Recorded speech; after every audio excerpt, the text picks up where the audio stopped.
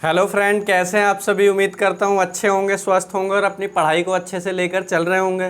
Welcome to our channel उपवन education. हम जो कक्षा 12वीं का डिस्कशन कर रहे हैं उसमें आज का जो हमारा लेक्चर रहेगा वो राजनीति विज्ञान पे रहेगा, पॉलिटिकल साइंस का, जिसमें हम आज न्यू चैप्टर डिस्कस करेंगे अंतर्राष्ट्रीय संगठन। और जो चैप्टर आपका 4 है, ठीक है ना, और ओल्ड वाली में देखोगे तो चैप्टर 6 मिलेगा, लेकिन हम न्यू वाली के हिसाब से चल रहे हैं। तो अंतर्राष्ट्रीय संगठन देखेंगे और ये जो चैप्टर है चैप्टर 1 रहेगा, मतलब चैप्टर 1 नहीं, पार्ट 1 रहेगा। चैप्टर कौन सा है? 4 रहेगा। तो इससे पहले जो भी थे, दो ध्रुवीयता का अंत हो गया, सत्ता के समसामयिक केंद्र हो गया, और समकालीन विश्व में दक्षिण एशिया, यानी समसामयिक विश्व में दक्षिण एशिया, वो चैप्टर मैंने पूरा होलिस्टिक वे में कवर कर दिया है, जाकर वो देख लेना। और इकोनॉमिक्स के भी आपके चल रहे हैं, धीरे धीरे चलते रहेंगे। इसके 1-2 वीडियो के बाद मैं सोच रहा हूँ नेशनल इनकम को कैसे बनाऊँ, तो थोड़ी सा दिक्कत आ रहा है कि बोर्ड पे बनाऊँ कि रिकॉर्डिंग करके बनाऊँ, तो देखते हैं कैसे बनाना है। लेकिन फ़िलहाल आज का जो लेक्चर रहेगा वो अंतर्राष्ट्रीय संगठन पे रहेगा। तो अब पढ़ाई स्टार्ट कर दीजिए, लास्ट में जाके पढ़ेंगे तो सीधा क्या आ जाएगा, बर्डन आ जाएगा। इसलिए अभी से पढ़ना क्या कर दीजिए, स्टार्ट कर दीजिए, नहीं तो पेपर में फिर क्या आ जाएगा, दिक्कत हो जाएगा। जहाँ से भी पढ़िए लेकिन पढ़ना आप क्या कर दीजिए, स्टार्ट कर दीजिए, ठीक है ना। तो आइए चलते हैं, बिना किसी देरी के स्टार्ट करते हैं। पहले थोड़ा सा ओवरव्यू ले लेते हैं, क्या क्या हम देखेंगे। पहले हम समझेंगे अंतर्राष्ट्रीय संगठन की आवश्यकता क्यों होती है, फिर हम देखेंगे अंतर्राष्ट्रीय संगठन को लेकर क्या विवाद रहते हैं, फिर हम संयुक्त राष्ट्र संघ का विकास देखेंगे और संयुक्त राष्ट्र संघ के विकास के उद्देश्य देखेंगे, और फिर देखेंगे यूएनओ के बारे में सामान्य जानकारी कुछ देखेंगे। इसमें पूरा कवर नहीं हुआ, लेकिन जितना बोर्ड में आया उतना कर दिया। 2-4 पॉइंट और है, उसको मैं नेक्स्ट वीडियो में क्या करूँगा, कवर करूँगा। तो इसमें बेसिकली हमें यूएनओ के बारे में पढ़ना है, यानी संयुक्त राष्ट्र संगठन के बारे में पढ़ना है। आप सुनते ही होंगे न्यूज़ वगैरह में, तो आज पूरा उसको समझने का क्या करेंगे, प्रयास करेंगे।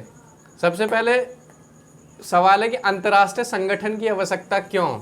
लेकिन मेरा सवाल है कि अंतर्राष्ट्रीय संगठन होता क्या है, यानी ये क्या होता है, अंतर्राष्ट्रीय संगठन क्या होता है। कोई बता सकता है इसका आंसर, क्या होता है? आप वीडियो पॉज करें और थोड़ा अपने माइंड पे जोर डालें, इधर उधर की चीज़ों से हटा के, और बताएं कि अंतर्राष्ट्रीय संगठन होता क्या है। तो मेरे एक बार सोचना, फिर मैं बता ही रहा हूँ क्या होता है। अंतर्राष्ट्रीय संगठन क्या है?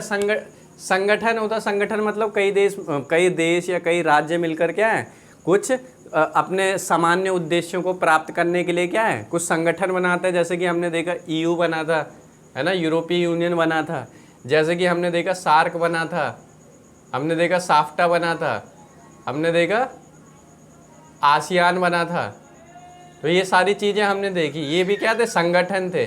लेकिन ये क्या था, क्षेत्रीय संगठन थे। ये यूरोप में काम कर रहा था, ये दक्षिण एशिया में काम कर रहे थे, दक्षिण पूर्व एशिया में काम कर रहे थे। लेकिन जो अंतर्राष्ट्रीय संगठन है, अंतर्राष्ट्रीय जो संगठन है, तो ये सारे क्या हो गए, ये सब क्षेत्रीय संगठन था। लेकिन यही संगठन अगर अंतर्राष्ट्रीय स्तर पर मिल ले, यानी विश्व के सभी देश, यानी विश्व के प्रमुख देश, सभी देश मिलकर कोई संगठन बनाते हैं, तो उसी को क्या बोलते हैं, अंतर्राष्ट्रीय संगठन। अब आप आते हैं अपने मूल सवाल के ऊपर कि अंतर्राष्ट्रीय संगठन की आवश्यकता हमें क्यों होती है, ठीक है ना। अंतर्राष्ट्रीय संगठन की आवश्यकता हमें क्यों होती है, इसको सिंपल से समझने का प्रयास करना। कोई भी जब संगठन बनेगा तो क्यों बनेगा, शांति को बढ़ावा देने के लिए। पहले मैं एक बैकग्राउंड समझा देता हूँ, ठीक है ना, कि अंतर्राष्ट्रीय संगठन, कोई भी संगठन बनता है क्यों बनता है। या तो वो किसी आर्थिक उद्देश्य के लिए बनेगा, सामाजिक उद्देश्य के लिए, शांति को बढ़ावा देने के लिए, इन सब के लिए बनेगा। तो ये जो अंतर्राष्ट्रीय संगठन बेसिकली बनता है ना, वो किसके लिए बनता है, शांति को बढ़ावा देने के लिए। किसको बढ़ावा देने के लिए, शांति को बढ़ावा देने के लिए, यानी विश्व में क्या हो सके, शांति का माहौल हो सके, लड़ाई झगड़ा ना हो, हिंसात्मक गतिविधियां ना हो। इसलिए क्या इस संगठन को बनाया गया कि पहला क्या लिखोगे, शांति को बढ़ावा देना, कि अंतर्राष्ट्रीय स्तर पर कोई भी लड़ाई झगड़ा ना हो, ठीक है ना। लड़ाई झगड़ा हो भी तो क्या हो जाए, शांत कर दिया जाए उसको। तो इसलिए होता है, किस लिए होता है, शांति को बढ़ावा देने के लिए, ठीक है ना। आप जानते हैं वर्ल्ड वॉर 1 चला था, प्रथम विश्व युद्ध चला था 1914 से 18 तक, फिर सेकेंड वर्ल्ड वॉर चला 1939 से 45 तक। तो ऐसे में क्या था, विश्व में शांति की आवश्यकता थी। फिर क्यूबा मिसाइल संकट भी हमने देखा। तो ऐसे में किसी संगठन की आवश्यकता हुई कि कहीं ना कहीं कोई ऐसा संगठन होना चाहिए जिससे क्या है, युद्ध ना हो। तो वो देखेंगे बाद में यूएनओ। अभी हम यूएनओ नहीं पढ़ रहे हैं, अभी हम सिंपल से समझ रहे हैं कोई भी अंतर्राष्ट्रीय संगठन क्यों चाहिए हमें। तो कोई भी अंतर्राष्ट्रीय संगठन क्यों चाहिए, शांति को बढ़ावा देने के लिए। तो ध्यान रखना किसको, शांति को बढ़ावा देने के लिए। मैंने ऐसे ऐसे लिख दिया, लेकिन आप 1 2 3 4 करके लिखेंगे, ठीक है ना। दूसरा है युद्ध ना होने देना, युद्ध ना होने देना। इसका मतलब क्या है कि अंतर्राष्ट्रीय संगठन इसलिए भी आता है कि विभिन्न देशों के बीच कोई अगर कटुतापूर्ण संबंध है या आपस में लड़ाई झगड़े का माहौल बन रहा है, तो ये संगठन का काम क्या होगा कि युद्ध ना होने दिया जाए, युद्ध ना होने दिया। जैसे कि मान लो दो व्यक्ति हैं या कोई कभी स्कूल में लड़ाई झगड़ा हो जाता है या कुछ हो जाता है, तो एक मीडिएटर आता है बीच में, होता है ना भाई, कॉम्प्रोमाइज़ करवा लेते हैं इसको। तो कॉम्प्रोमाइज़ कौन करवाता है, मान लीजिए अंतर्राष्ट्रीय संगठन कौन है, कॉम्प्रोमाइज़र है, कोई थर्ड पर्सन है। तो वो क्या करेगा, जिनके बीच लड़ाई हुई होगी ना, उसको क्या करेगा, शांति को बढ़ावा देने का प्रयास करेगा कि अब से क्या करना, लड़ाई मत करना, स्कूल में किसी में भी लड़ाई मत करना। फिर वो चाहेगा कि आने वाले समय में भी ना शांति को बना के रखो, युद्ध मत होने देना, ठीक है ना। अभी तो मैं ठीक है मामला, अभी सब कुछ ठीक है, लेकिन बाद में आप लोग क्या करना, युद्ध मत करना, यानी भविष्य में जो युद्ध हो उसे ना होने देना। फिर तीसरा है विश्व की सामान्य समस्याओं को नियंत्रित करना, विश्व की सामान्य समस्याओं को नियंत्रित करना। विश्व की सामान्य समस्याओं को नियंत्रित करने का मतलब क्या है, मैं ये तो पर्सनल उस एक दो पे बता रहा हूँ, तो इस पर भी लागू कर लेना। जैसे कि मान लीजिए आपकी किसी से लड़ाई हो जाती है, उसकी किसी से, तो कहीं ना कहीं बीच में कोई ना कोई प्रॉब्लम आती होगी, जानते होंगे, पैसा हो सकता है, XYZ कुछ भी हो सकता है, आप जान समझदार हैं उस चीज़ में, ठीक है ना। उस वजह से क्या होती है, लड़ाई होती है। तो कुछ सामान्य समस्याएं होती हैं दोनों के बीच में, जो क्या हो जाती है, लड़ाई हो जाती है। तो फिर वो व्यक्ति जो कॉम्प्रोमाइज़र है, थर्ड पर्सन जो कॉम्प्रोमाइज़ करवाने वाला है, वो कहेगा, सामान्य मुद्दों को पहचान लेगा और कहेगा भाई तू इसके क्षेत्र में मत आइयो, तू इसके क्षेत्र में मत आइयो, जो भी समस्याएं हैं उनको निपटा लिया जाएगा, ठीक है ना। वैसे ही अंतर्राष्ट्रीय संगठन भी करते हैं, उनकी विश्व की कुछ सामान्य समस्याएं होती है जिसको नियंत्रित करने का क्या करते हैं, प्रयास करते हैं। जैसे कि आतंकवाद, आतंकवाद किसी एक देश की घटना नहीं है, ये पूरे विश्व की घटना। पहले अमेरिका आतंकवाद को मानता ही नहीं था, भारत में हमला हो रहा है कश्मीर में, तो उसके लिए आतंकवादी कोई समस्या नहीं था। लेकिन होता है ना, दूसरों के लिए गड्ढा खोदोगे तो खुद ही क्या उस गड्ढे में गिर जाओगे। तो सोवियत संघ को हराने के लिए वो क्या करता था, अमेरिका आतंकवादियों को पनाह देता था। लेकिन अमेरिका में ही क्या हो जाता, 9/11 हो जाता, आप लोग जानते ही हैं। उसके बाद 2001 में, ठीक है ना, ये सारी घटनाएं हो जाती है 2001 में, ठीक है ना। यानी इसको 9/11 बोलते हैं। अमेरिका का जो वर्ल्ड ट्रेड सेंटर है उस पर आतंकवादियों ने हमला कर दिया था। तो उसके बाद अमेरिका को जाग गया कि नहीं भैया, अब क्या होता, आतंकवादी होता है। तो आतंकवाद अब कोई क्षेत्रीय समस्या नहीं है, वो क्या हो गई है, वर्ल्ड लेवल पर आतंकवादी समस्या बन चुकी है, ठीक है ना। फिर दूसरा है जलवायु परिवर्तन। क्या है, जलवायु परिवर्तन। जलवायु परिवर्तन का मतलब क्या है, देख ही रहो कितना पॉल्यूशन वगैरह बढ़ते जा रहा है, साउंड पॉल्यूशन, नॉइज़ पॉल्यूशन, तरह तरह के क्या है, जलवायु में क्या हो रहा है, परिवर्तन ही, नकारात्मक परिवर्तन हो रहा है, ठीक है ना। जलवायु का मतलब जानते हैं आप लोग क्या होता है,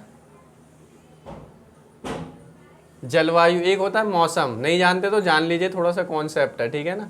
एक होता है मौसम, ये पेन सही से चल नहीं रहा है, मैं इससे बता देता हूँ, ठीक है ना।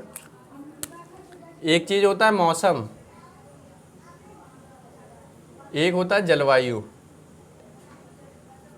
देखो मौसम का मतलब क्या होता है, ये कभी भी जल्दी जल्दी बदलता है। क्या बदलता है, जल्दी जल्दी।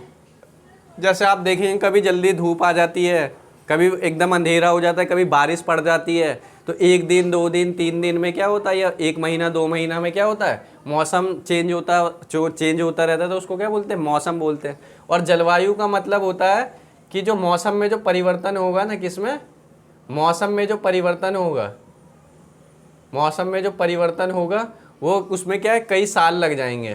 क्या लग जाएंगे, कई साल, 5 साल, 10 साल, 20 साल, 30 साल। तो इस समय के एक लंबे अंतराल में जो मौसम में परिवर्तन आता है ना, उसी को क्या बोलते हैं, जलवायु। और आप जानते हैं जलवायु कैसे परिवर्तन हो रहा है, ग्लोबल वार्मिंग वगैरह चल रहा है, ठीक है ना।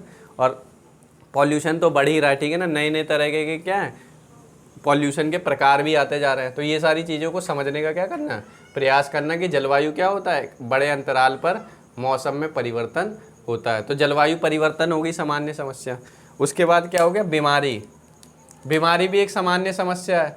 जैसे कि आप जानते हैं कोविड-19, कौन सा, कोविड-19 आ गया, ठीक है ना। अभी पता नहीं कौन कौन सा चल रहा है, बर्ड फ्लू वगैरह चलता रहता है। तो ये किसी एक विश्व की समस्या नहीं होती, एक देश से दूसरे देश में क्या करती है, संक्रमण करती है। जैसे ये बोलते हैं कि चाइना से आया XYZ, कहीं से भी आया, चाइना के वुहान से आया, वो सब बात की बात है। तो ये एक देश की समस्या नहीं, इसके लिए कोई एक सीमा नहीं होती है। जो बीमारी होती है एक देश की सीमा को पार करके पहुंच जाती है। तो ये क्या हो गई, सामान्य समस्या हो गई। दूसरा होता है ग्लोबल, फिर हो गया ग्लोबल वार्मिंग, ठीक है ना।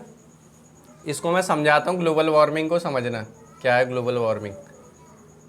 और कुछ चीज़ नहीं समझ में आती है तो कमेंट बॉक्स में बताएं, तभी हम क्या करेंगे, उस चीज़ में सुधार करने का प्रयास करेंगे। ये सामान्य समस्याएं पढ़ रहे हैं। अभी हम पढ़ क्या रहे हैं, अंतर्राष्ट्रीय संगठन की आवश्यकता क्यों है। पहले शांति को बढ़ावा देने के लिए, युद्ध ना हो सके, और विश्व की जो सामान्य समस्याएं उसको क्या किया जा सके, नियंत्रित किया जा सके। और सामान्य समस्या क्या हो गई, आतंकवाद हो गया, जलवायु परिवर्तन हो गया, बीमारी हो गया, ठीक है ना। और ये ग्लोबल वार्मिंग इसी से निकला हुआ है। ये खैर 8वां जब चैप्टर आएगा ना तो उसमें हम देखेंगे। 8वां क्या, बेसिकली अब वो 7वां चैप्टर, 5वां या 6ठा चैप्टर है आपका, ठीक है ना। क्योंकि अब लेसन का नाम 2 लेसन कट गए हैं आपके, डिलीट हो गए, तो तब देखेंगे जब पर्यावरण वाला चैप्टर हम देखेंगे, ठीक है ना। फिर भी मैं यहाँ थोड़ा सा डिस्कस कर दे रहा हूँ कि ग्लोबल वार्मिंग क्या होता है। ग्लोबल वार्मिंग, इसको वैश्विक ताप वृद्धि भी बोलते हैं, ठीक है ना। तो ग्लोबल वार्मिंग में क्या होता है, जब क्या होता है ना कि आप जानते हैं कि जब बहुत ज़्यादा क्या होता है, पॉल्यूशन हो जाता है। तो पॉल्यूशन हो जाता है तो देखोगे ना बहुत ज़्यादा हीट होने लगता है। हीट का मतलब क्या है, मतलब बहुत सारी गैसेस वगैरह होती हैं, वो क्या करती है, हीट होके क्या करती है, आसमान में जाती हैं। कहाँ जाती है, आसमान में। देखा होगा आपने, कोई पानी वानी जब उबालते हैं तो पानी जब गर्म हो रहा होता है तो उसका जो धुआं होता है या ऊष्मा होती है वो कहाँ जा रही होती है, ऊपर की तरफ जा रही होती है। तो ग्लोबल वार्मिंग में जब पृथ्वी क्या होने लगती है, गर्म होने लगती है, पृथ्वी का टेम्परेचर बढ़ने लगता है। टेम्परेचर क्या होने लगता है, ये साइंस है लेकिन फिर भी थोड़ा समझना चाहिए। साइंस क्या है, कॉमन सी बात है। जब पृथ्वी का टेम्परेचर बढ़ता है तो वो जो जितने भी जहरीले धुआं होगा, गैस होगा, तो वो सारी चीज़ें कहाँ जाएंगी, आसमान में जाएंगी। कहाँ जाएंगी, आसमान में जाएंगी ये सारी चीज़ें। तो ये जब आसमान में जाएंगी ना तो यहाँ पे ग्लेशियर वगैरह होते हैं, आप जानते ही हैं क्या होते हैं, ग्लेशियर। ग्लेशियर का मतलब होता है कि जो बर्फ़ के फॉर्म में होता है, बर्फ़ वगैरह जमी होती है ना, तो ये जब जाएगा यहाँ पे ग्लेशियर के पास तो फिर ग्लेशियर क्या होने लगता है, पिघलने लगता है। क्या होने लगता है, ग्लेशियर पिघलने लगता है। और ग्लेशियर जब पिघलने लगता है ना तो ग्लेशियर जब पिघलेगा तो क्या होगा, फिर पानी नीचे आएगा। तो पानी जब नीचे आएगा तो क्या होगा, समुद्र का जो सामान्य स्तर होगा ना वो क्या हो जाएगा, समुद्र का स्तर जो होगा जल का वो क्या हो जाएगा, बढ़ जाएगा। और जब समुद्र का जल स्तर बढ़ जाएगा ना तो कई सारे देश क्या हो सकते हैं, डूब सकते हैं। एग्जाम्पल भारत को देखना, भारत का जब मैप देखोगे तो उसके नीचे तीनों तरफ क्या है, पानी है। जानते हैं भारत क्या, पेनिनसुलर इंडिया है, तो तीनों तरफ क्या है, भारत पानी है। तो पानी क्या होगा, जब ग्लेशियर पिघलने लगेगा तो कई सारे राज्य जो हैं भारत के तटवर्ती राज्य, केरल, तमिलनाडु, ये सब क्या होने लगेंगे, डूबने लगेंगे। इवन जो श्रीलंका है पूरा डूब जाएगा, मालदीव पूरा डूब जाएगा। तो ये सारी समस्याएं आती हैं, तो इसको निपटाने की क्या है, आवश्यकता है। तो ग्लोबल वार्मिंग भी क्या है, एक समस्या बनी हुई है विश्व की। तो इसे कम करने के लिए बहुत सारे प्रयत्न हो रहे हैं, उसको हम बाद में देखेंगे। बस इतना ध्यान रखना, ग्लोबल वार्मिंग यानी जब टेम्परेचर बढ़ जाता है तो वो जो धुआं ऊष्मा वगैरह ऊपर जाता है उससे ग्लेशियर पिघलता है। और ग्लेशियर जब पिघल जाता है तो उसका क्या होता है, वो नीचे आएगा और क्या होगा, समुद्र के जल स्तर में वृद्धि होगी, जिससे तटवर्ती इलाके क्या हो सकते हैं, डूब सकते हैं। तो ध्यान रखना है इसको, ठीक है ना। और इसको बना भी लेना, चाहो तो बना लेना अपने उसमें, ठीक है ना। तो ये हो गए 3, अंतर्राष्ट्रीय संगठन की आवश्यकता क्यों होती है। फिर हो गया चौथा हो गया सूचना को एकत्रित करने के लिए।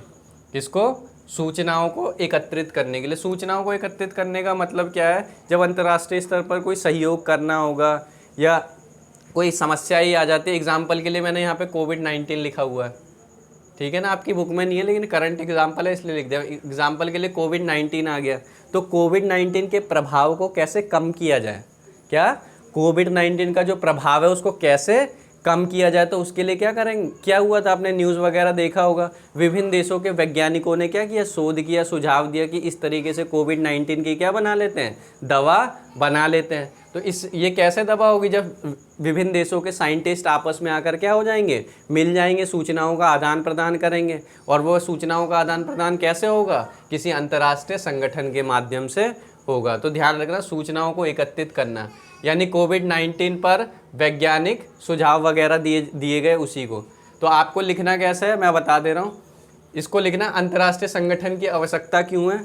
इसको स्टार्ट करना कैसे है, एक को जो ये है ना अंतर्राष्ट्रीय यूएनओ है, यूएनओ के एक महासचिव है जिनका नाम है डेग हैमरशोल्ड। यूएनओ के एक महासचिव हैं जिनका नाम क्या है, डेग हैमरशोल्ड, ठीक है ना, डेग हैमरशोल्ड नाम है उनका, ठीक है ना। तो डेग हैमरशोल्ड ने बोला कोई भी जो अंतर्राष्ट्रीय संगठन बनता है या यूएनओ जो भी बना है, तो किसी भी व्यक्ति को स्वर्ग पहुंचाने के लिए नहीं हुआ है, बल्कि नर्क से बचाने के लिए हुआ है। इसका मतलब अंतर्राष्ट्रीय संगठन जो है ना, हर मर्ज की दवा नहीं है। हर मर्ज की दवा का मतलब ये सारे समस्या को सुलझा नहीं सकती। क्यों? क्योंकि ये जो संगठन बनता है ये विभिन्न देशों की सहमति से ही बनता है, इसलिए ये विभिन्न देशों पर अपना क्या धौंस नहीं जमाता है। ये है कि कुछ जो समस्याएं होंगी उसको नियंत्रित करने का प्रयास जरूर करेगा, ठीक है ना। तो ये चीज़ें ध्यान रखना। तो इनकी लाइन लिख देना कि अंतर्राष्ट्रीय संगठन की आवश्यकता क्यों, यहाँ से स्टार्ट करना डेग हैमरशोल्ड के अनुसार, ठीक है ना। अंतर्राष्ट्रीय संगठनों का गठन जो होता है वो व्यक्ति को स्वर्ग पहुंचाने के लिए नहीं, बल्कि नर्क से बचाने के लिए होता है, ठीक है ना। लिख लेना, और मैंने जो बोल रहा हूँ उसको एक बार स्लो कर लेना और उसको लिख लेना, फिर लिख देना अंतर्राष्ट्रीय संगठन की आवश्यकता निम्नलिखित कारणों से होती है। पहला, शक्ति को बढ़ावा देना, इसमें 1-2 लाइन लिख दोगे। युद्ध ना होने देना, 1-2 लाइन इसमें। विश्व की सामान्य समस्या, इसको मेंशन कर देना। फिर इसको लिख देना, इसमें थोड़ा सा 2-3 लाइन मेंशन कर दोगे, और फिर क्या कर दोगे, अपना निष्कर्ष लिखना। निष्कर्ष जरूर लिखना, बिना निष्कर्ष के मत आना आंसर में, ठीक है ना। अब यही चीज़ें यहाँ पे थोड़ी सी अलग चीज़ें थी, तो लिखा अलग क्या, वही जो मैंने बताई है। अंतर्राष्ट्रीय संगठन हर मर्ज की दवा नहीं है, ठीक है ना, क्योंकि यह विभिन्न देशों से मिलकर बनता है और अपने देशों पर धौंस नहीं जमती। यानी अंतर्राष्ट्रीय संगठन कोई शक्तिशाली संस्था थोड़ी है। शक्तिशाली संस्था कहने का मतलब है कि उसको पावर कहाँ से आती है, पावर तो वो सदस्य देश ही देते हैं जो शामिल होते हैं। अगर वो कहेंगे कि नहीं दे रहे हम, तो ये बेकार हो जाएगा, ठीक है ना। इसलिए हर मर्ज की दवा नहीं है, ध्यान रखना, और इसलिए इसके सदस्य देशों पर धौंस नहीं जमती है। फिर अंतर्राष्ट्रीय संगठन तभी बनता है जब राज्यों की सहमति होती है आपस में। यानी कोई भी संगठन हमें चाहिए, यानी कि जैसे अभी मैं पढ़ा रहा हूँ, अभी आप पढ़ नहीं रहे, लेकिन एक समय आएगा जब आपका पेपर पास होने वाला होगा, तो आपको लगेगा नहीं कुछ ना कुछ चाहिए, हमें कोई टीचर चाहिए, या हमें कोई किताब चाहिए जिसके माध्यम से हम पढ़ के क्या कर सकें, अपना पेपर पास कर सकें। तो आवश्यकता होगी, सहमति होगी, तभी जाकर क्या होगा, ठीक है ना। तो इसी तरीके से क्या होता है, अंतर्राष्ट्रीय संगठन भी कब बनते हैं, अंतर्राष्ट्रीय संगठन भी तब बनते हैं जब सहमति हो आपस में, सभी देशों में सहमति होगी कि नहीं एक अंतर्राष्ट्रीय संगठन होना चाहिए, तब जाकर बनेगा, नहीं तो नहीं बनेगा, ठीक है ना। तो ये था क्या, अंतर्राष्ट्रीय संगठनों की आवश्यकता क्यों होती है। तो ध्यान रखना, इस वीडियो को आपको लग रहा होगा ये लिख दिया, लेकिन इसको लिखने में क्या होती है, बहुत मेहनत लगती है। ऑफलाइन में जाके तो लेक्चर देना पड़ता है, लिखना विखना कुछ नहीं पड़ता है, लेकिन ये जो ऑनलाइन वीडियो बना रहा हूँ तो इसमें बड़ी मेहनत लगती है। तो चीज़ों को समझने का ज़्यादा से ज़्यादा क्या करना, प्रयास करना। और अभी चीज़ें आपको लगेगा क्या पढ़ा रहे हैं, नहीं पढ़ा रहे, लेकिन चीज़ें आएंगी आपको समझ में, ठीक है ना। बस थोड़ा सा क्या करिए, इंतज़ार करिए और चीज़ों को पढ़ने का प्रयास करिए। जो पढ़ा रहा हूँ उसको अपने नोटबुक में उतार लीजिए, कम से कम इतना तो उतार ही लीजिए जितना मैंने बोर्ड पर लिखा हुआ है। इससे क्या हुआ, एक आपको ओवरऑल क्या मिल जाएगा, आइडिया मिल जाएगा, और अपने बिहाफ पे क्या करेंगे, आप आंसर को लिख देंगे। क्योंकि किसी का भी बताया हुआ आंसर नहीं लिखेंगे, आंसर वही होगा जो आपकी अपनी भाषा होगी, जो आपने अभी तक पढ़ी होगी 11वीं क्लास तक, उसी बेस पे क्या है आप लिख पाएंगे। बस शब्दों को अच्छे से यूज़ करेंगे तो ज़्यादा अच्छा होगा, ठीक है ना। और ये नहीं है कि सीरियस हो जाना है, मतलब पढ़ाई के प्रति सीरियस तो रहना, पूरा उसमें घुस नहीं जाना है। मतलब घुसने का मतलब है पढ़ना है, साथ में थोड़ा बहुत क्या करना है, इन्जॉय भी करना है, लेकिन पढ़ाई थोड़ी सी क्या करनी है, ज़्यादा करना है, क्योंकि आप पेपर पास हैं, ठीक है ना। तो ध्यान रखना इन सारी चीज़ों को। फिर अंतर्राष्ट्रीय संगठन को लेकर विवाद। अंतर्राष्ट्रीय संगठन को लेकर विवाद क्यों होता है, दूसरा प्रश्न ये है कि अंतर्राष्ट्रीय संगठन को लेकर विवाद क्यों होता है। अब मैं एक एग्जांपल से समझाता हूँ, समझने का प्रयास करना है विवाद क्यों होता है। जैसे कि मान लीजिए आप 4-5 दोस्त हैं, क्या हैं, 4-5 दोस्त हैं, और आप क्या करना चाहते हैं, पार्टी करना चाहते हैं। क्या करना चाहते हैं, पार्टी करना चाहते हैं, ठीक है ना। समझने का प्रयास करना। आप चाहते हैं कि हैप्पी न्यू ईयर आ रहा है तो क्यों ना न्यू ईयर मना लिया जाए, पेपर वेपर तो चलता ही रहेगा, ज़िंदगी भर चलेगा, फेल हो जाएंगे फिर आ जाएगा, ठीक है ना। तो पार्टी कर लेते हैं क्योंकि पार्टी ज़रूरी है। फिर 4-5 दोस्तों ने बोला चलो ठीक है पार्टी कर लेते हैं। अब लेकिन पार्टी में भी समस्या है। पार्टी में समस्या ये है कि पार्टी में मान लो देने 100 रुपये हर बंदे को। कितने देने, 100 रुपये देने हर बंदे को। तो 2-4 के पास तो है भैया, ठीक है ना। 2-4 के पास मतलब 100 के इसको 1000 ले लो। कितना ले लो, 1000 रुपये ले लो, पार्टी का खर्चा है। अब 1000 रुपये ना हर जो लड़का होगा या लड़की होगी नहीं दे सकती। तो किसी के पास 500 होगा, किसी के पास 100 होगा, किसी के पास 200 होगा। तो पार्टी में दिक्कत क्या आ जाएगी कि पार्टी का जो खर्चा है वो 1000 रुपये है, और जो बजट बनेगा वो मान लो 5000 का बजट है, 5 बंदे हैं। तो ये तो अपना 1000 दे देगा, बाकी 500 देंगे तो बजट तो पूरा बन नहीं पाएगा। तो एक समस्या ये आ जाएगी, जो पार्टी का पूरा कॉस्ट है, जो लागत है, उसमें क्या आ जाएगा, दिक्कत आ जाएगा। पहली समस्या ये हो रही है, ठीक है ना। पहली समस्या ये हो गई। फिर दूसरा क्या, चलो 5000 किसी ने ज़्यादा करके दे भी दिए, मतलब किसी पे 1000 है तो इस पे पैसा उसने थोड़ा अपने दोस्त की तरफ से क्या है पैसा मिला दिया। अब पैसा मिला दिया, ठीक है ना, पैसा क्या कर दिया, मिला दिया।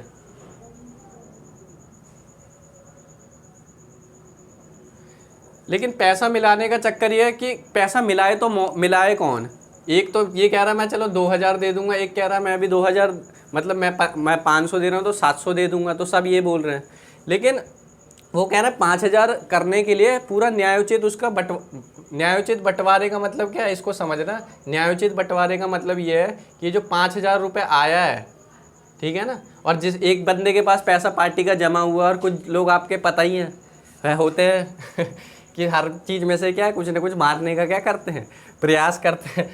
तो जिस व्यक्ति के पास 5000 रुपये खर्चा है, अब समस्या ये हो जाती है कि अगर एक ही व्यक्ति पे 5000 रुपये है तो इस 5000 का क्या पार्टी के लिए सारा सामान आया है क्या, कि नहीं आया है, ये वाली दिक्कत आ जाती है। तो ये नहीं, इस 5000 का न्यायोचित बंटवारा सही ढंग से हुआ है कि नहीं हुआ है, ठीक है ना। और साथ में एक समस्या ये भी रहती है, पार्टी का प्लान बना तो लिया है कि 5000 का बजट है, ठीक है ना, इसने भी वादा कर दिया कि भाई मैं 2000 दे दूंगा, भाई मैं 1500 दे दूंगा। जब वक्त आया, इसका क्या पता मूड फिरक जाए, भैया मैं ज़्यादा पैसा क्यों दूँ, है ना। इसका मूड फिरक जाए एक बंदे का, वो कहेगा भैया मैं दूंगा नहीं। तो हो सकता है पार्टी फिर बन ही ना पाए, पार्टी ना बन पाए, नहीं ये दगा दे जाए, है ना। दगा का मतलब धोखेबाजी कर जाए कि भैया अब मैं पैसा नहीं दे सकता। उस समय तो वादा कर दिया लेकिन वादा तोड़ दिया, ठीक है ना। तो ध्यान रखना। तो ये सारी समस्या, अब हम इसको समझना आराम से क्या हो जाएगा। अंतर्राष्ट्रीय संगठन को लेकर क्या विवाद रहता है। पहले एक चीज़ समझना, अंतर्राष्ट्रीय संगठन को लेकर विवाद का मतलब ये है, सबको पता है कि समस्या ये है, जलवायु परिवर्तन है, बीमारी की समस्या है, ठीक है ना, आतंकवाद की समस्या है, सबको पता है, सब पहचानते हैं समस्या को। समस्याओं को सब क्या कर रहे हैं, पहचान रहे हैं। लेकिन समस्या को सचमुच में पहचानना और सहयोग करना दोनों क्या होते हैं, अलग अलग काम होते हैं, ठीक है ना। मान लीजिए आपके किसी दोस्त को क्या हो जाए, दिक्कत हो जाए, कुछ पैसे वैसे की ज़रूरत पड़ जाए, तो पैसे वैसे की ज़रूरत पड़ जाए, आप समझ रहे हैं दिक्कत है उसके पास, लेकिन आप उसका सहयोग कह रहे हैं भैया कर दूंगा, आपको पता है रेली, लेकिन आप कर नहीं रहे। तो समस्या को तो पहचान रहे हैं अपने दोस्त की, लेकिन उस वापस सहयोग नहीं कर रहे। यानी दोनों क्या हैं, अलग अलग चीज़ें। समस्या को पहचानना और सचमुच में सहयोग करना दोनों अलग अलग बातें हैं। तो देखते हैं अंतर्राष्ट्रीय संगठन को लेकर विवाद क्या है। पहला क्या है, कौन कितना लागत उठाए। कौन कितना लागत उठाए का मतलब क्या, कोई भी जब संगठन बनेगा तो क्या संगठन ऐसे ही तो नहीं चलेगा हवाबाजी से, बातों से। उसके लिए क्या चाहिए, पैसा चाहिए होता है। तो इसमें ये दिक्कत आती है कि कौन संगठन कितना पैसा उठाए, यानी कौन कितना पैसा दे, यानी पार्टी का खर्चा कौन कितना दे। कोई कहता है अमेरिका बड़ा है, अमेरिका पैसे वाला है तो वो ज़्यादा देगा, गरीब कम है तो वो कम देंगे। तो ये विवाद चलता रहता है।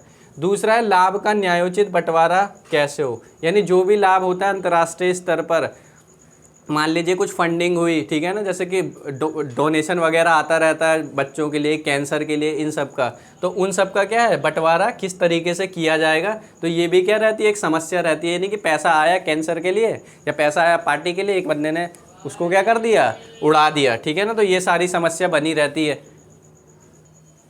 यानी इसका मतलब क्या है, जो भी लाभ होगा, मतलब कैंसर के लिए किसी भी चीज़ के लिए पैसा आएगा तो उसका बंटवारा सही ढंग से होगा कि नहीं होगा। आया कैंसर के इलाज के लिए, आया विकलांगता के इलाज के लिए, पता चला पैसा कहीं और चला गया, तो ये भी एक समस्या रहती है।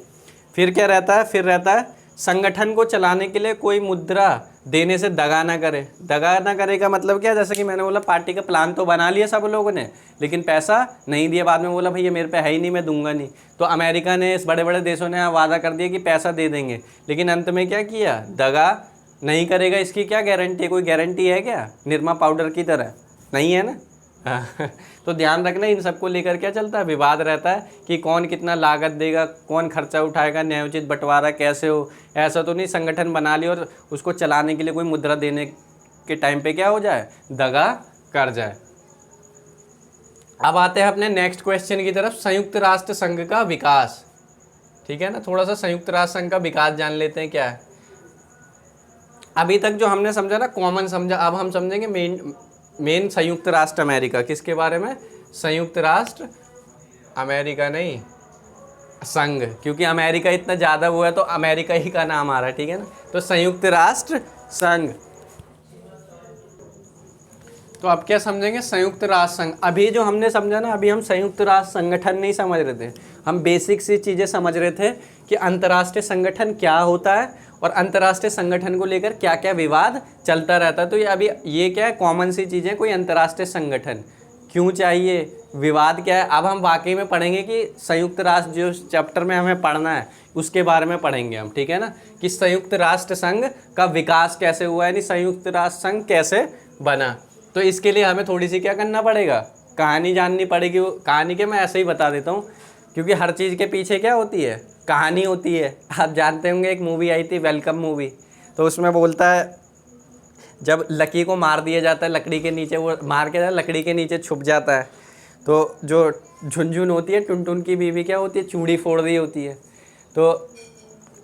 तो फिर वो मतलब उसका जो बाप होता है क्या होता है, मैं कभी मरता नहीं जो भी नाम है, तो वो क्या बोलता है कि लकी ने आत्महत्या क्यों की। तो नाना पाटेकर बोलता है ये राज अपने राजीव भाई को ज़रूर मालूम होगा।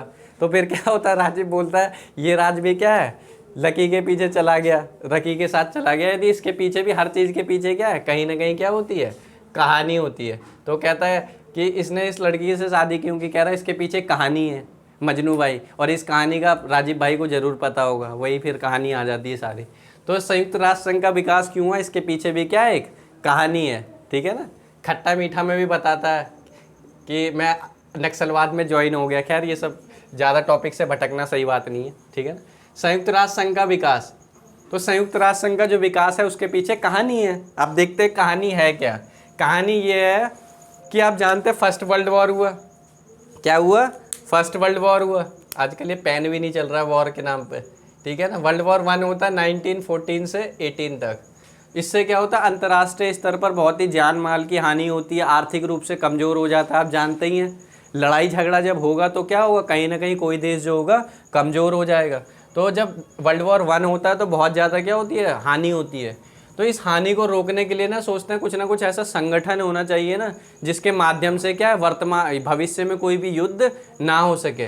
तो युद्ध को रोकने के लिए नहीं, फर्स्ट वर्ल्ड वॉर जैसा दोबारा से कोई युद्ध ना हो जाए, एक संगठन बनाया जाता है जिसका नाम क्या होता है, लीग ऑफ नेशंस। क्या होता है, लीग ऑफ नेशंस, ठीक है ना। 1920 में लिखा हुआ है, सब आ जाएगा। 1920 में ये संस्था बनाई जाती है, 10 जनवरी को लीग ऑफ नेशंस बनाया जाता है। तो लीग ऑफ नेशंस इसलिए बनाया जाता है कि अब जैसे वर्ल्ड वॉर 1 हुआ है, प्रथम विश्व युद्ध हुआ है, उसी तरीके से भविष्य में कोई दोबारा से युद्ध नहीं होता है। लेकिन हम जानते ही हैं विश्व को क्या चाहिए भैया, लड़ाई चाहिए, बिना लड़ाई के तो मानेंगे नहीं, ठीक है ना। फिर क्या होता है, सेकेंड वर्ल्ड वॉर हो जाता है कि नहीं हो जाता है, डेट बताना क्या होता है, बताओ क्या होता है, बताओ। अभी मैंने बताया सेकेंड वर्ल्ड वॉर का डेट क्या होता है, 1939 से 1945, यानी 1939 से 1945। यानी क्या होता है, इस बेचारे को बनाया था युद्ध के लिए, रोकने के लिए, लेकिन ये युद्ध रोक ही नहीं पाया। तो फिर 1900 क्या हो जाता है, 1945 45 तक क्या हो जाता है, वर्ल्ड वॉर सेकंड हो जाता है। यानी पता चल जाता है भैया इसके बस की कुछ नहीं है, इसको ख़त्म करो, ठीक है ना, ये असफल हो गया, इसके बस की कुछ नहीं है। लेकिन लोग ये भी जानते हैं अगर ये ख़त्म हो गया तो कुछ ना कुछ तो युद्ध को रोक ही रहा है, ठीक है, लेकिन कुछ ना कुछ संगठन तो होना चाहिए भैया जो आगे वाले विश्व में क्या करे, आने वाले भविष्य में युद्ध ना हो सके। तो फिर क्या होता है, इसके स्थान पर यानी इसके उत्तराधिकारी के रूप में क्या होता है, यूएनओ की स्थापना होती है। यानी संयुक्त राष्ट्र संघ की क्या होती है, स्थापना होती है 24 अक्टूबर 1945 में। उत्तराधिकार का मतलब ये होता है, यानी जैसे कि मान लो जो घर में कोई होता है, उसके दादा मरते हैं तो उसके पापा को बागडोर मिलती है, पापा मरते हैं तो बेटे को बागडोर, जो पैट्रियार्कल सोसाइटी में चलता है। वैसे इसका उत्तराधिकारी कौन बन जाता है, यूएनओ बनता है। यानी संयुक्त राष्ट्र संगठन की क्या हो जाती है, स्थापना हो जाती है 24 अक्टूबर 1945 में। और ये जो स्थापना किया जाता है 51 देशों के द्वारा किया जाता है। कितने देशों के द्वारा, 51। तो पूछ ले, जब संयुक्त राष्ट्र संगठन बना था तो उस समय कितने सदस्य थे, तो 51 सदस्य देशों ने संयुक्त राष्ट्र संघ के घोषणा पत्र पर सिग्नेचर करके, हस्ताक्षर करके यूएनओ की स्थापना किया था, ठीक है ना। और ये पूछा कि यूएनओ जो है ये संयुक्त राष्ट्र संगठन है, किसका उत्तराधिकारी संगठन है, तो लीग ऑफ नेशंस का। तो ध्यान रखना यही कहानी है, बस इसी को जानना है। यही कहानी मैंने शब्दों में यहाँ पे बयां कर रखी है, ठीक है ना। क्या है, यूएनओ की स्थापना। यूएनओ की स्थापना कब होती है, 24 अक्टूबर 1945 को 51 देशों के द्वारा संयुक्त राष्ट्र संघ के घोषणा पत्र पर हस्ताक्षर करके, ठीक है ना, संयुक्त राष्ट्र संघ के घोषणा पत्र पर हस्ताक्षर करके, इसको लिख लेना, संयुक्त राष्ट्र घोषणा पत्र पर हस्ताक्षर करके, ठीक है ना, ये हो गया। उसके बाद क्या होता है, फिर लीग ऑफ नेशंस का उत्तराधिकार है। मैंने बताई किसका उत्तराधिकार है, लीग ऑफ नेशंस का उत्तराधिकार है।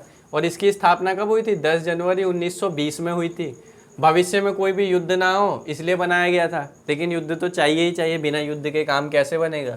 सेकेंड वर्ल्ड वॉर हो जाता है तो ये क्या हो जाता है, विफल हो जाता है। और इसका उत्तराधिकारी कौन बन जाता है, यूएनओ बन जाता है, ठीक है ना। ये ध्यान रखना कि संयुक्त राष्ट्र संघ का विकास कैसे हुआ। अब नेक्स्ट है कि संयुक्त राष्ट्र संघ का उद्देश्य क्या है, यानी कोई भी संगठन बना है तो उसका उद्देश्य क्या है। उद्देश्य तो हमने देखा ही है, ये अंतर्राष्ट्रीय संगठन क्यों बनते हैं, तो यही सारे क्या रहते हैं, इसके भी उद्देश्य रहते हैं कि शांति को बढ़ावा देना है, अंतर्राष्ट्रीय स्तर पर लड़ाई झगड़ा ना हो, विश्व की जो सामान्य समस्याएं होती हैं, जलवायु परिवर्तन, आतंकवाद, ठीक है ना, बीमारी, तो ग्लोबल वार्मिंग, इन सब से क्या करना, निपटान करना, युद्ध ना होने देना, सूचनाओं का आदान प्रदान करना। तो ये आप लिख सकते हैं किसमें, संयुक्त राष्ट्र संघ के उद्देश्य में, ठीक है ना। हर चीज़ का कोई ना कोई क्या होता है, गोल होता है, ऑब्जेक्टिव होता है। आपका भी उद्देश्य होगा कि हमें अच्छे नंबर लाने हैं पढ़ के, और कईयों का होगा नहीं है भैया बस जो डेडलाइन होती है ना 33-40 नंबर की, वो बस पास हो जाए। तो सबके उद्देश्य पे डिपेंड, किसी का होगा अच्छे से पढ़ना है, ज्ञान भी आ जाएगा, नंबर भी आ जाएगा, और जो CUET होता है उसमें भी काम आएगा। तो सबके अपने अपने उद्देश्य हैं। तो संयुक्त राष्ट्र संघ का क्या उद्देश्य है, अंतर्राष्ट्रीय झगड़ों को रोकना। क्या करना, अंतर्राष्ट्रीय झगड़ों को रोकना। अंतर्राष्ट्रीय झगड़ों को रोकने का मतलब क्या, अंतर्राष्ट्रीय स्तर पर जैसे वर्ल्ड वॉर हो गया था तो इस लेवल से दोबारा से कोई भी युद्ध ना हो जाए, ठीक है ना। जैसे क्यूबा मिसाइल संकट का माहौल बना था तो कहीं ना कहीं कम हुआ वो, ठीक है ना। तो अंतर्राष्ट्रीय झगड़े ना हो सके विश्व स्तर पर, इसलिए इसको बनाया गया। तो और राष्ट्र राज्यों में क्या करें, आपस में देशों में क्या बनाए, राज्यों में राष्ट्रों में सहयोग बनाने का भी प्रयास करता है ये संयुक्त राष्ट्र संगठन, जिससे क्या होगा, युद्ध नहीं होगा। लेकिन मान लो युद्ध हो ही जाता है, मान लो कि युद्ध हो ही जाता है, ऐसा थोड़ी है कि यूएनओ बन गया तो युद्ध नहीं हुए। अभी भी वर्तमान में देखोगे तो जब से यूएनओ बना है 200-300 छोटे मोटे युद्ध क्या है हो चुके हैं, छोटे बड़े स्तर पर कोई नहीं हुआ लेकिन हो चुका है। अभी बड़े स्तर पर थोड़ा बहुत देख रहे हो यूक्रेन पे कैसे हमला चल रहा है, तो वो सारी बात है। तो अंतर्राष्ट्रीय झगड़ों को रोकने यानी आपस में सहयोग बढ़ेगा। लेकिन अगर वाकई में लड़ाई हो ही जाता है तो लड़ाई से जो विभीषिका उत्पन्न होती है उसको क्या करना, सीमित करना। यानी लड़ाई हो गई है तो उसको क्या करना, कम करना। होता है ना, लड़ाई झगड़ा हो गया तो बाद में गया कोई कॉम्प्रोमाइज़र, जा भैया कॉम्प्रोमाइज़, तो लड़ाई झगड़ा हो गया तो वो चाहता है कि अब जो हो गया सो हो गया, अब इससे ज़्यादा लड़ाई को मत बढ़ाओ, लड़ाई को इतना ही रखना है, ठीक है ना। तो अंतर्राष्ट्रीय झगड़ों को रोकना और राष्ट्रों के बीच सहयोग बढ़ाना, शत्रुता के दायरे को सीमित करना अगर लड़ाई हो ही जाती है, ध्यान रखना। फिर दूसरा उद्देश्य क्या, सामाजिक आर्थिक विकास को बढ़ावा देना। किसको बढ़ावा देना, सामाजिक आर्थिक विकास को क्या देना, बढ़ावा देना। सामाजिक आर्थिक विकास को बढ़ावा देने का मतलब क्या होता है, आप देखोगे अंतर्राष्ट्रीय स्तर पर जो भी ऐसा माना जाता है कि जो भी लड़ाई झगड़ा होता है या कुछ भी हिंसात्मक गतिविधियां होती हैं या जो गलत काम होते हैं, कहीं ना कहीं वो सामाजिक आर्थिक रूप से पिछड़ने के कारण होते हैं। सामाजिक रूप से आप देखते होंगे जाति के नाम पे, धर्म के नाम पर, ये सारी चीज़ों के नाम पर क्या है, कहीं ना कहीं लोगों को गुमराह करने का, या लोग पिछड़ जाते हैं किसी धर्म के, किसी जाति के, किसी वर्ग के लोग क्या हो जाते हैं, पिछड़ जाते हैं। महिलाएं हो गई, ये सारे समाज में आ जाते हैं। तो इससे क्या होता है, उन वर्गों में क्या आती है, जो सामाजिक रूप से पिछड़ जाते हैं, हीनता की भावना आती है अपने को लेकर या सामने वाले को लेकर, ये तो आगे बढ़ गए, हम तो बढ़ नहीं पाए।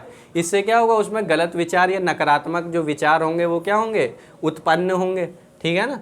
और आर्थिक विकास, आप जानते हो कोई आर्थिक रूप से कमज़ोर हो जाता है या आर्थिक रूप से कमज़ोर है तो क्या होता है, उससे गलत मान लो कोई ज़रूरत है तो उसे गलत कृत्यों को करना पड़ता है, कामों को करना पड़ता है।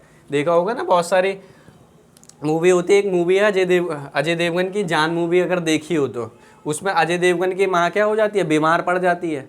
तो जब उसकी माँ बीमार पड़ जाती है, वो होता ठीक ठाक इंसान है लेकिन आर्थिक रूप से क्या होता है, कमज़ोर होता है। तो जो गुंडा होता है वो बोलता है तुझे इसको मारना पड़ेगा, एक्ट्रेस जो होती है उसको मारना पड़ेगा, और उसका दिल नहीं मानता, लेकिन वो आर्थिक रूप से क्या होता है, कमज़ोर होता है। तो वो आर्थिक रूप से कमज़ोर होता है तो फिर वो क्राइम करने के लिए, मर्डर करने के लिए भी क्या हो जाता है, तैयार हो जाता है। वैसे एग्जाम्पल अफजल गुरु का है। अफजल गुरु जो आतंकवाद था, उस पर कुछ भी पैसा वैसा नहीं था, तो बोला कि जाके बम फोड़ो, भारत को ख़त्म करो, हम क्या देंगे, पैसा। तो आर्थिक रूप से भी जब लोग पिछड़ जाते हैं तो कहीं ना कहीं क्या होता है, वो आतंकवादी गतिविधियाँ हो गई या देश में झगड़ों का क्या होता है, उत्पन्न होता है। तो इसलिए यूएनओ का उद्देश्य रहता है कि सामाजिक और आर्थिक विकास को क्या दिया जा सके, बढ़ावा दिया जा सके। इसके लिए इसके कई सारे संगठन हैं, वो हम देखेंगे बाद में, ठीक है ना। तीसरा है सामान्य समस्याओं को नियंत्रित करना। ये बता ही दिया है, सामान्य समस्या यही सारी, आतंकवाद, जलवायु परिवर्तन, बीमारी, ग्लोबल वार्मिंग, तो ये हो गए, ठीक है ना। और एक आध इसमें से भी जोड़ लेना सूचनाओं को एकत्रित करने में, ठीक है ना, ये सारी लिख देना।